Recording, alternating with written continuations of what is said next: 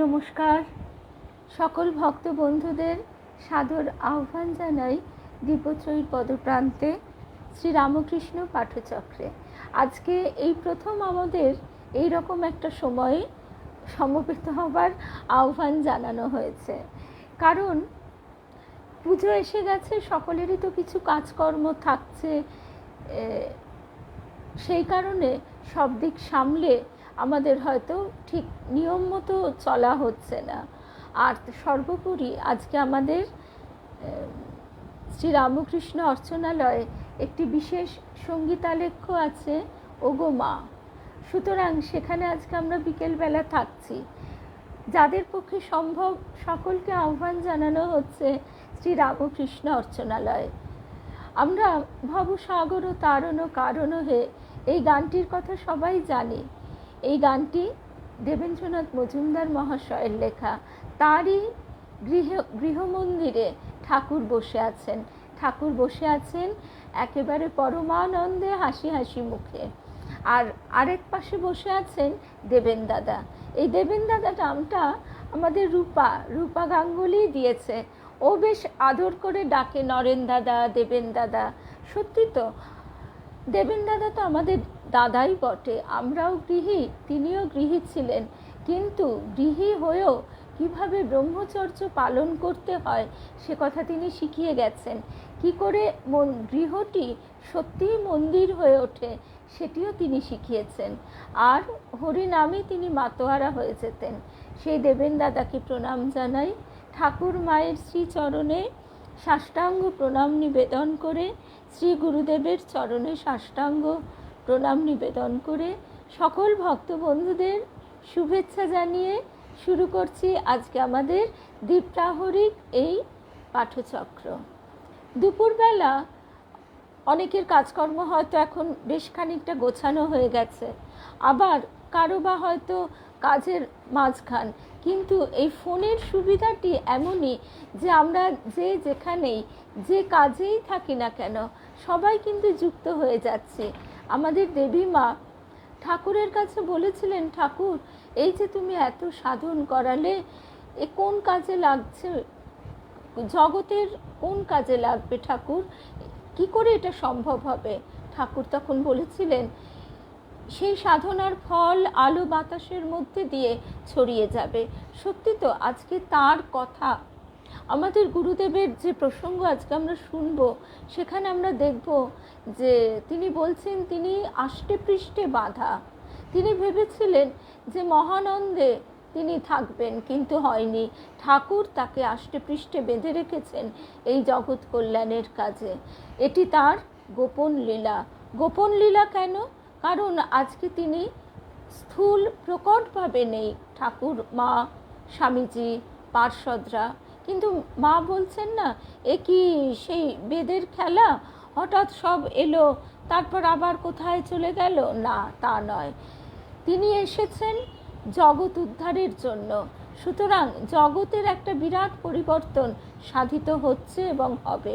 আমরা আছি সেই যুগসন্ধিক্ষণে। সকল ভক্ত বন্ধুদের দীপ্রাহরিক শুভেচ্ছা জানাই। আর আজকে আমাদের খুব প্রিয় একজন গায়ক দেবাশিস দা, তিনিও আছেন, যার গান আমাদের প্রতিদিনের সাধনার পথে এগিয়ে নিয়ে যায়। তার, আমরা তো অত মন্ত্রতন্ত্র জানি না, কিন্তু তার গানই তার মন্ত্র। গানের মধ্যে দিয়ে আমরা খুব সহজে তার চরণ ছুঁতে পারি। আর যে কথাটি বলছি সেটি হচ্ছে যে আজকে বারবার মনে পড়ছে, আজকে তো দেবীর চক্ষুদান পর্ব। দেবীর চক্ষুদান পর্বের সঙ্গে যেন ঠাকুর গদাইয়ের একটি বাল্যলীলা একেবারে ওতপ্রোতভাবে জড়িত। ঠাকুর তো তখন ছোট্ট ছেলেটি, কিন্তু পড়াশোনায় মন নেই।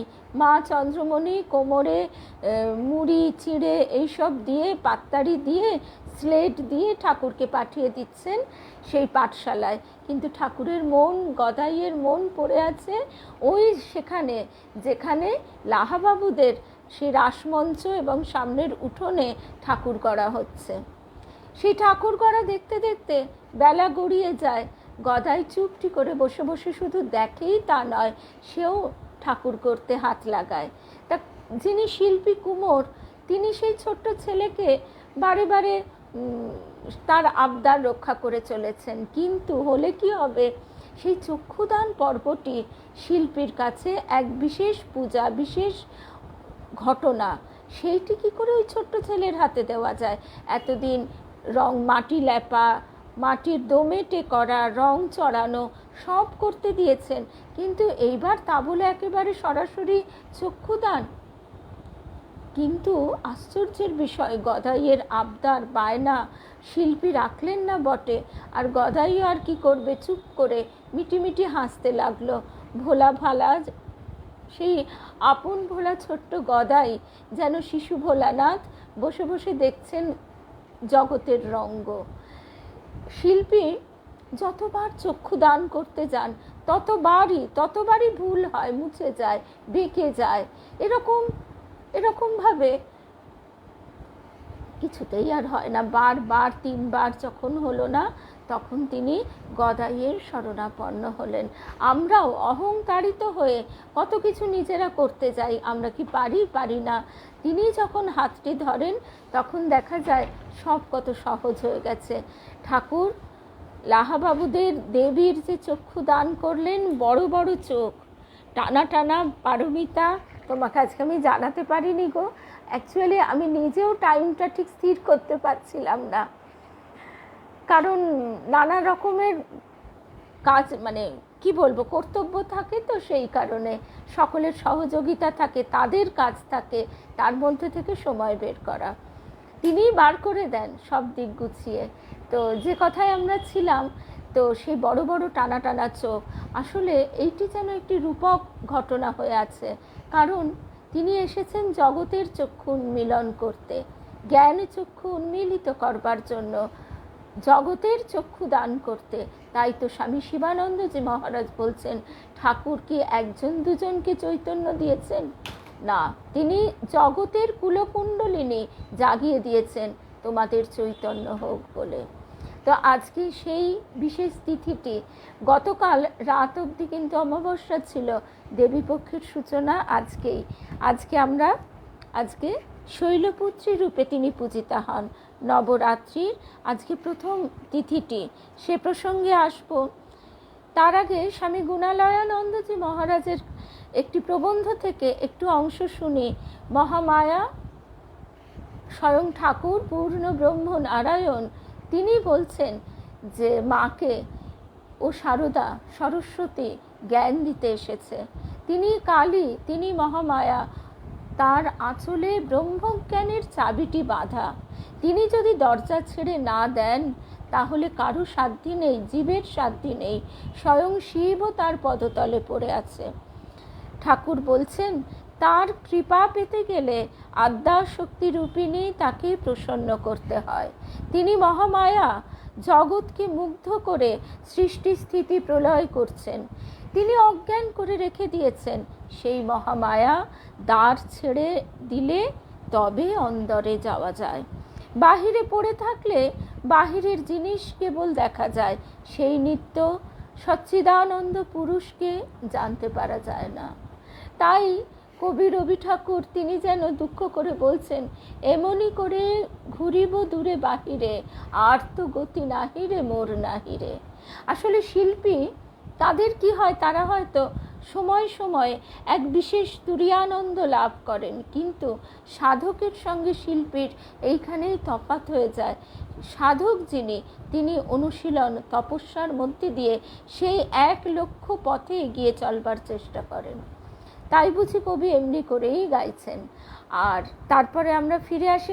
আরেকটা কথা, আজকে আমাদের জয়িতা ভক্তবন্ধু, আজকে আমার তাড়াহুড়ো আছে বলে আর সকলে আলাদা আলাদা করে আমি দেখতেও পাইনি, নামও বলতে পারিনি। সকলকে দেবীপক্ষের শুভেচ্ছা জানাই। সকলের পুজো সুষ্ঠু সুন্দরভাবে কাটুক। সকলেরই জীবনে দুঃখ আঘাত থাকে, মর্মান্তিক সে দুঃখ, তবুও এই দিনগুলি শুধু নয়, এই দিনগুলিতে সকলের যে একটা আনন্দ হিল্লোল, একটা যে স্পন্দন, ভাইব্রেশন, সেটা আমরা বুকে নিয়ে, প্রাণের মধ্যে মিলিয়ে নিয়ে বাকি দিনগুলো বছরের এগিয়ে যাবার চেষ্টা করতে পারি যেন। সকলকে সেই শুভেচ্ছা জানাই। আমরা যেন সেই জীবন বীণার তারটি বেঁধে নিতে পারি মায়ের সুরে, সুর মিলিয়ে। তো আজকে আমাদের জয়িতার জন্মদিন। জয়িতা এখন আছে কিনা আমি ঠিক বুঝতেও পারছি না, কিন্তু আজকের পাঠটি শুধু জয়িতার জন্য বিশেষভাবে, সকলে তো আমরা আছি, কিন্তু জয়িতাকে বিশেষভাবে আমরা সবাই আমাদের তরফ থেকে উপহার দিচ্ছি। তো বাহিরে পড়ে থাকলে বাহিরের জিনিস কেবল দেখা যায়, সেই নিত্য সচ্চিদানন্দ পুরুষকে জানতে পারা যায় না। তাই পুরাণে কথা আছে, চণ্ডীতে মধুকৈটভ বধের সময়ে ব্রহ্মাদি দেবতারা মহামায়ার স্তব করছেন। শক্তি জগতের মূলাধার, সেই আদ্যাশক্তির ভিতরে বিদ্যা ও অবিদ্যা দুই আছে। অবিদ্যা মুগ্ধ করে, অবিদ্যা যা থেকে কামিনী কাঞ্চন মুগ্ধ করে, বিদ্যা যা থেকে ভক্তি, দয়া, জ্ঞান, প্রেম ঈশ্বরের পথে নিয়ে যায়। সেই অবিদ্যাকে প্রসন্ন করতে হবে, তাই শক্তির পূজা। তাকে প্রসন্ন করবার জন্য নানাভাবে পূজা, দাসী ভাব, বীর ভাব, সন্তান ভাব। বীর ভাব অর্থাৎ তাকে সর্বরকমভাবে প্রসন্ন করা। শক্তি সাধনা কিন্তু বড় কঠিন সাধনা। ঠাকুর বলছেন, আমি মার দাসী ভাবে, সখী ভাবে 2 বৎসর ছিলাম। আমার কিন্তু সন্তান ভাব, স্ত্রীলোকের স্তন মাতৃস্তন মনে করি। মেয়েরা এক একটি শক্তির রূপ। পশ্চিমে বিবাহের সময় বরের হাতে ছুরি থাকে, বাংলাদেশে জাতি থাকে, অর্থাৎ ওই শক্তিরূপা কন্যার সাহায্যে বর মায়াপাশ ছেদন করবে। এটি বীর ভাব। আমি বীর ভাবে পূজা করি নাই, আমার সন্তান ভাব, বলছেন ঠাকুর শ্রী রামকৃষ্ণ। কন্যা শক্তিরূপা। বিবাহের সময় দেখো নাই বর বোকাটি পিছনে বসে থাকে, কন্যা কিন্তু নিঃশঙ্ক। তার মহামায়াতে এই জগৎ সংসার, এই মায়ার ভিতর বিদ্যা মায়া, অবিদ্যা মায়া দুই আছে। বিদ্যা মায়া আশ্রয় করলে সাধু সঙ্গ, জ্ঞান, ভক্তি, প্রেম, বৈরাগ্য এইসব হয়। অবিদ্যা মায়া পঞ্চভূত আর ইন্দ্রিয়ের বিষয়, রূপ, রস, গন্ধ, স্পর্শ, শব্দ, যত ইন্দ্রিয়ের ভোগের জিনিস, এরা ঈশ্বরকে ভুলিয়ে দেয়। একটা উদাহরণ দিলে বোঝা যাবে, যেমন শব্দ। আমরা এমন কিছু গান তো খুব খুব একটা শক্তিশালী মাধ্যম। গানের মধ্যে দিয়ে, সঙ্গীতের মধ্যে দিয়ে, সঙ্গীত নবদা ভক্তির অন্যতম। খুব সহজে আমরা ঈশ্বরীয় পথে এগিয়ে যেতে পারি, তার চরণ স্পর্শ করতে পারি। বহু বহু গান আছে, সেই গানগুলির মধ্যে দিয়ে আমাদের ঐহিক জাগতিক কামনা বাসনা, প্রেম, মোহ ইত্যাদি প্রকাশ পায়। সেই সুর, সেই গান আমাদের কিন্তু সেই দিকেই ঠেলে নিয়ে যায়। নায়ক নায়িকা, সিনেমা ইত্যাদিতে এই ধরনের গানের তো বিশেষ প্রয়োগ দেখা যায়। কিন্তু একটা সাধারণ কোনো, তার জন্য যে খুব গায়ক হতে হয়, সঙ্গীত চর্চা করতে হয় তা নয়। রামকৃষ্ণ শরণম, এটা কে না গাইতে পারে, সবাই গাইতে পারে। সেই এই শুধুমাত্র এইটুকুই আমাদের কিন্তু মনকে একেবারে সেই ছন্দে সুরে স্পন্দিত করে। এইটি ঠাকুর আমাদের বলছেন মোড় ফিরিয়ে দেওয়া। জানো তো, ঠাকুর বলছেন গোপীরা কাত্যায়নী পূজা করেছিলেন, সকলেই সেই মহামায়া আদ্যা শক্তির অধীনে। অবতার আদি পর্যন্ত মায়া আশ্রয় করে তবে লীলা করেন, তাই তারা আদ্যা শক্তির পূজা করেন। দেখো না, রাম সীতার জন্য কত কেঁদেছেন, পঞ্চভূতের ফাঁদে ব্রহ্ম পড়ে কাঁদে। এই আদ্যা শক্তি বা মহামায়া ব্রহ্মকে আবরণ করে রেখেছে। আবরণ গেলেই যা ছিলুম তাই হলুম, আমি তুমি, তুমি আমি। যতক্ষণ আবরণ রয়েছে ততক্ষণ বেদান্তবাদীদের সোয়াহম অর্থাৎ আমি সেই পরব্রহ্ম, এ কথা ঠিক খাটে না। কেননা আমার পায়ে কাঁটা বিঁধছে, আমি উপ করে উঠছি, আমি কি করে নিজেকে সেই স্তরে নিয়ে যাব? তাই বিশিষ্টাদ্বৈতবাদের কথা ঠাকুর আমাদের বোঝাচ্ছেন। একটি বেলের শুধু শাঁসটুকু নিলে কি হয়, ওজনে কম পড়ে, তাই তার খোলা, বিচি, আঠা সব শুদ্ধ ওজন করতে হয়। জলেরই তরঙ্গ, তরঙ্গের কিছু জল নয়। যতক্ষণ আবরণ রয়েছে ততক্ষণ মা মা বলে ডাকো, মা মা বলে ডাকা ভালো। তুমি মা, আমি তোমার সন্তান, তুমি প্রভু, আমি তোমার দাস, সেব্য সেবক ভাবি ভালো। সেই রজনীকান্তের সেই গানটির কথা মনে পড়ে, আহা কত অপরাধ করেছি আমি তোমারই চরণে মাগো, তবু কোল ছাড়া তুমি করনি আমারে, দূরে ফেলে দিলে না তো। মা আমাদের কতভাবে কৃপা করছেন। মা বলছেন সেই গানের কথাগুলির মধ্যে, এমনি করেই তো মহামায়া আমাদের খেলাচ্ছেন। গানের এই কথাগুলি এই রকম।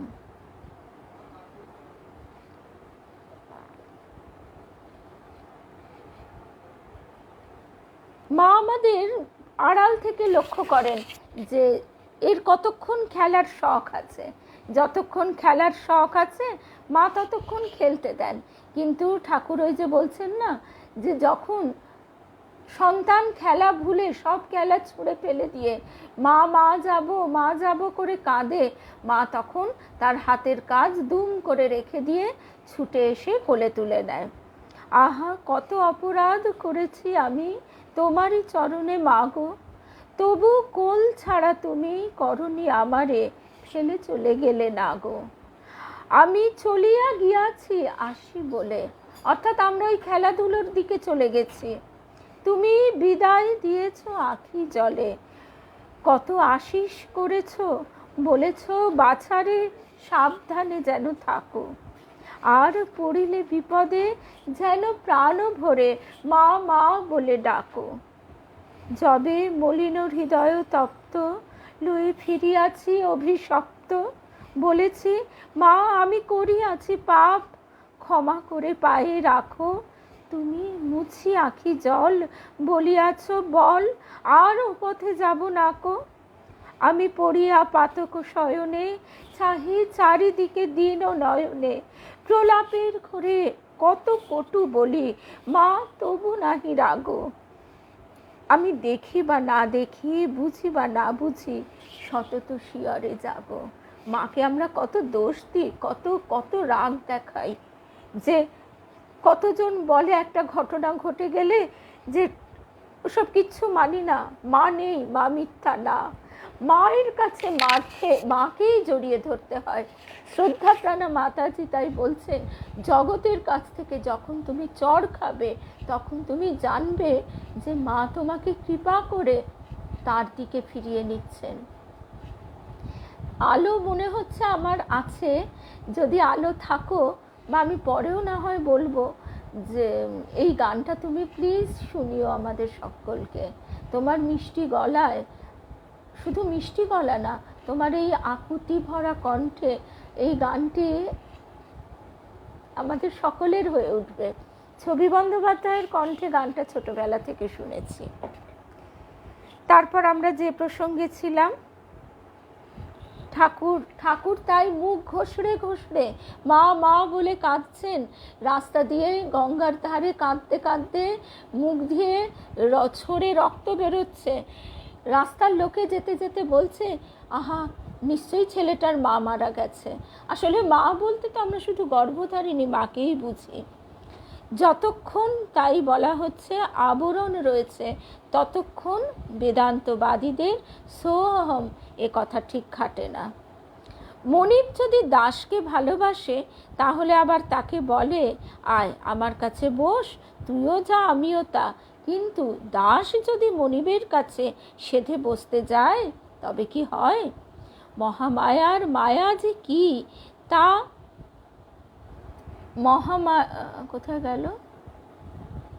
মহামায়ার মায়া যে কি তা একদিন দেখালে। ঠাকুর বলছেন, ঘরের ভিতর ছোট জ্যোতি ক্রমে বাড়তে লাগলো আর জগৎকে ঢেকে ফেলতে লাগলো। আবার দেখালে যেন মস্ত দিঘি পানায় ঢাকা, হাওয়াতে পানা একটু সরে গেল, অমনি জল দেখা গেল। কিন্তু দেখতে দেখতে চারদিককার পানা নাচতে নাচতে এসে আবার ঢেকে ফেললে। দেখালে ওই জল যেন সচ্চিদানন্দ, আর পানা যেন মায়া। মায়ার দরুন সচ্চিদানন্দকে দেখা যায় না, যদিও একবার চকিতের ন্যায় দেখা যায়, তো আবার মায়াতে ঢেকে ফেলে। ভক্ত কিন্তু মায়াকে ছেড়ে দেয় না, মহামায়ার পূজা করে। আমাদের গুরুদেব তাই বলতেন, মায়াকে কি ফেলা যায়? মায়া তো মা, তাকে তার চরণ ধরে বলতে হয়, তুমি কৃপা করো, তুমি সরে গিয়ে সত্য দর্শন করাও। দেখালে ওই জল যেন সচ্চিদানন্দ, আর পানা যেন মায়া। মায়ার দরুন সচ্চিদানন্দকে দেখা যায় না, যদিও একবার চকিতের ন্যায় দেখা যায়, তো আবার মায়াতে ঢেকে ফেলে। ভক্ত কিন্তু মায়া ছেড়ে দেয় না, মহামায়ার পূজা করে। শরণাগত হয়ে বলে, মা পথ ছেড়ে দাও। তুমি পথ ছেড়ে দিলে তবে ব্রহ্ম জ্ঞান হবে।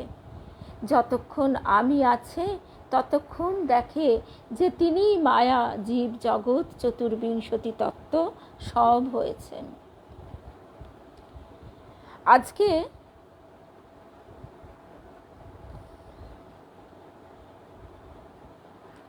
আজকে আমাদের এই নবরাত্রি, দুর্গার যে 9টি রূপ, সেই 9টি রূপের আজকে শৈলপুত্রী, এই রূপটির পূজা।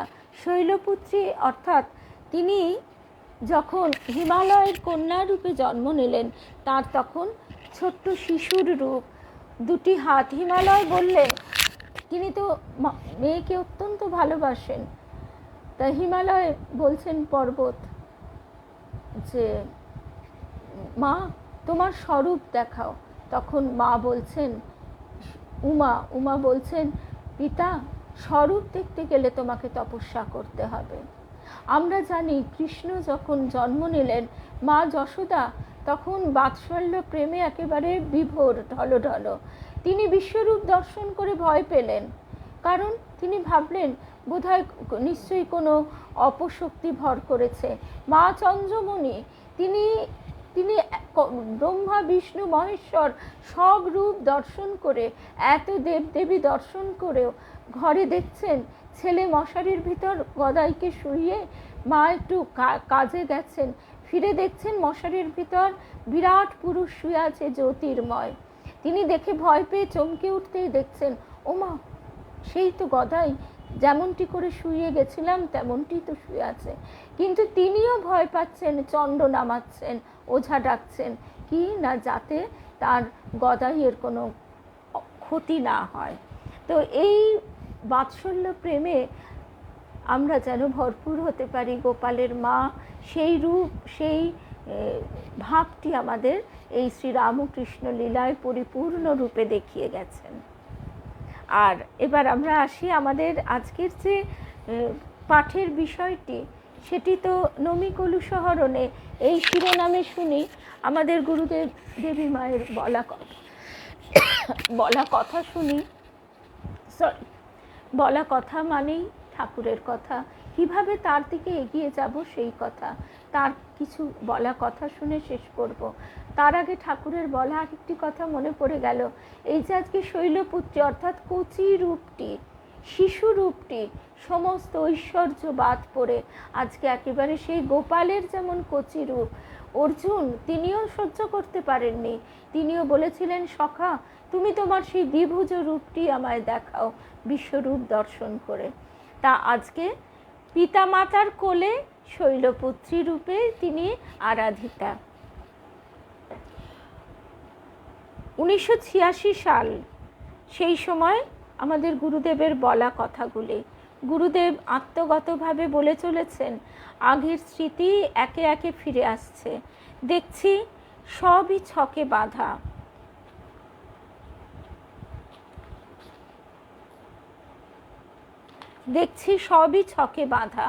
আগে আগে মনে হতো দুঃশালা, আগে জানলে কে এ পথে যেতে রাজি হতো, কোথায় আনন্দে ঘুরে বেড়াবো, শুধু ঝামেলা। কিন্তু এখন দেখছি আষ্টে পৃষ্ঠে বাঁধা, সব ছকে বাঁধা।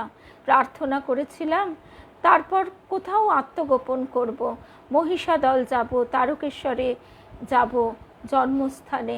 কেন গুরুদেব তারকেশ্বরকে জন্মস্থান বলছেন? যিনি লিখছেন তিনি জিজ্ঞাসা চিহ্ন দিয়ে রেখেছেন, বুঝতে পারছেন না, কারণ সেই শিব ও সত্তা সেখান থেকেই গুরুদেবের মধ্যে প্রকাশ করেছিল কিনা। বলছি কোজাগরি পর্যন্ত দেখব, তারপর যদি সেই কষ্ট নিয়ে মাকে থাকতে হয়, গর্ভধারিণী মাকে, বরং থাক। শ্রী শ্রী মা শারদাকে ধ্যানে পা দুটো জড়িয়ে ধরে বলেছিলাম, মেয়েদের মধ্যে তোমার দৃষ্টির একটু অংশ দাও না। বললেন, যে ঘষা মাজা করতে হবে ছাল চামড়া সব উঠে যাবে।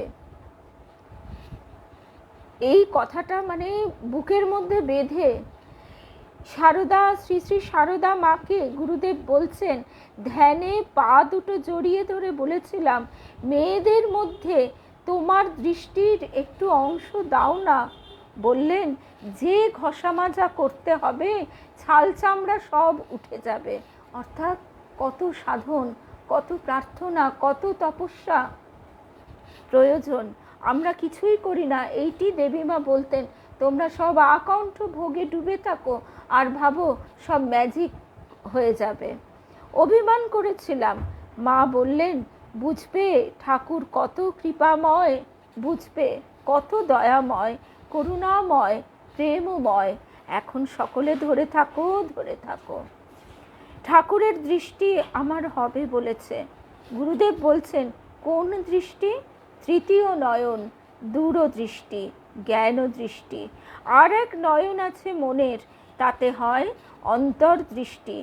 নানা জিনিস ধরা পড়ে, ধাক্কা খাচ্ছি, আঘাত পাচ্ছি, যে আঘাত দিল, রক্ত ঝরালো, তার অনুতাপ এলো।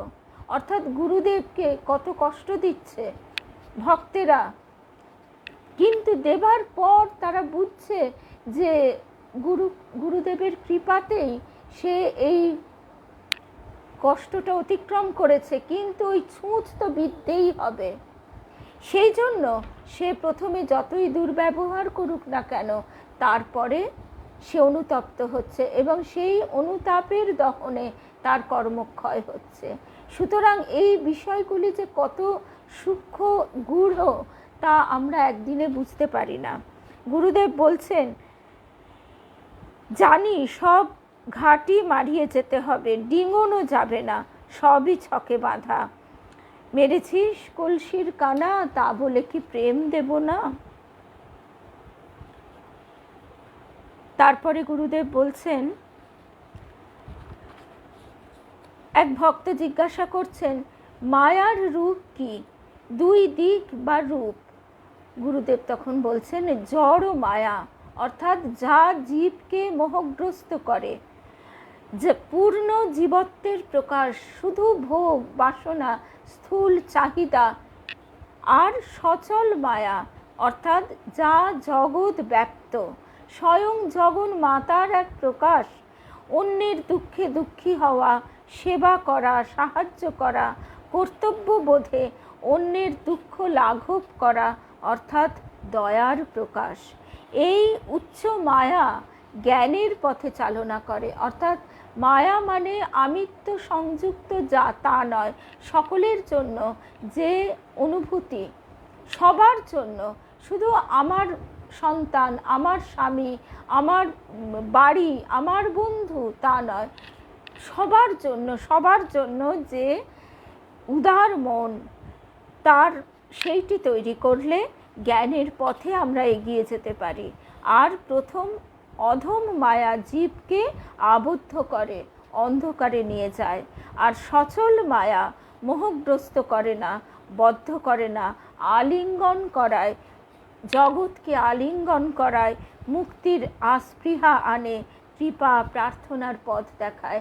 আমরা যখন সকলের জন্য প্রার্থনা করি, এই যে মহালয়া, এই দিনটিতে আমরা শুধু পূর্বপুরুষ, নিজেদের পূর্বপুরুষ নয়, সমগ্র বিশ্বের জন্য যে প্রার্থনা, সেইটি আমাদের জ্ঞানের পথে নিয়ে যায়।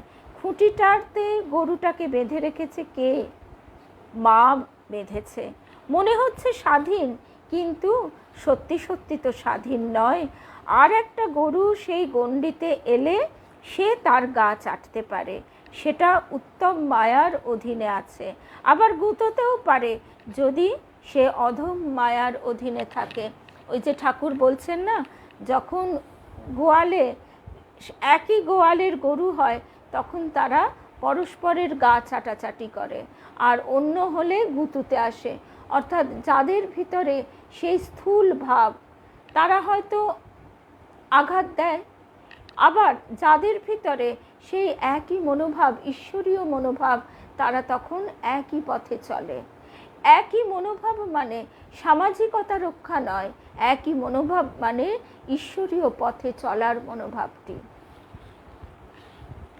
তারপর গুরুদেবের আরেকটি কথা আমার হারিয়ে গেল, আমার তখনই ওটি পড়তে গিয়েই রূপার কথা মনে হচ্ছিল। গুরুদেব বলছেন কোনো এক সময়ে তার রাম ঠাকুরের সঙ্গে দেখা হয়েছিল। সেটা তো এখন খুঁজে পাচ্ছি না, আবার পেলে আমি বলবো। রূপা, গুরুদেব বলছেন ভক্তির কত রূপ, পরাভক্তি, অপরাভক্তি, ঊর্জিতা ভক্তি, প্রেম ও ভক্তি।